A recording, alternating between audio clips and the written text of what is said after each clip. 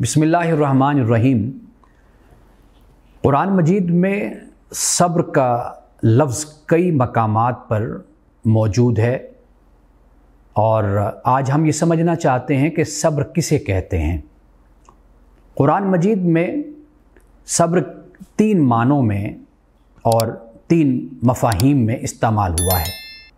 एक माना तो ये है कि तर्क मासियत पे साबित कदमी का मुजाहरा करना, पुरअज़्म हो जाना, इसे भी सब्र कहते हैं।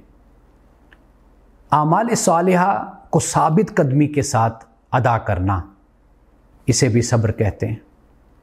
और मसाइब व आलाम का साबित कदमी के साथ डट कर मुकाबला करना, इसको भी सब्र कहते हैं। कुरान मजीद में जहाँ जहाँ पर भी लफ्ज़ सब्र इस्तेमाल हुआ है वो इन तीन मानी में से किसी एक माना में ही इस्तेमाल हुआ है। कुरान मजीद जब हम पढ़ते हैं, आप देखेंगे कि कुरान में सब्र और सलात, इन दोनों का ज़िक्र इकट्ठे हुआ है। सलात अल्लाह सुब्हानहू व तआला की बारगाह में खड़े होना, अल्लाह की इबादत करना, उसके लिए कुरान मजीद ने खुशू का लफ्ज़ भी इस्तेमाल किया है। इसलिए कि खुशू दर हकीकत अज्ज़ो इनकिसारी को कहते हैं, झुकने को कहते हैं।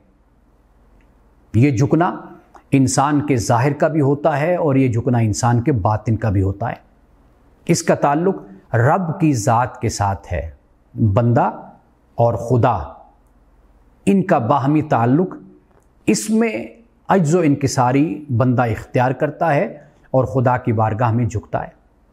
और सब्र का ताल्लुक़ माशरे और समाज के साथ हो जाता है। यानी गोया के एक मोमिन जब खुदा की बारगाह में आता है तो वो मोम की तरह नरम होता है, लेकिन जब वो माशरे और समाज में जाता है तो फिर वहाँ पर वो मसाइब व आलाम के सामने एक सीसा पिलाई दीवार और एक पहाड़ की तरह वो खड़ा होता है। तो ये सब्र और सलात हैं कि कुरान मजीद इन दोनों को इकट्ठे इसलिए इस्तेमाल करता है कि सलात का ताल्लुक़ रब्बे ज़ुल जलाल की ज़ात के साथ और बंदे का ताल्लुक़ अपने रब के साथ कैसा है, वो सलात उसको बयान करती है।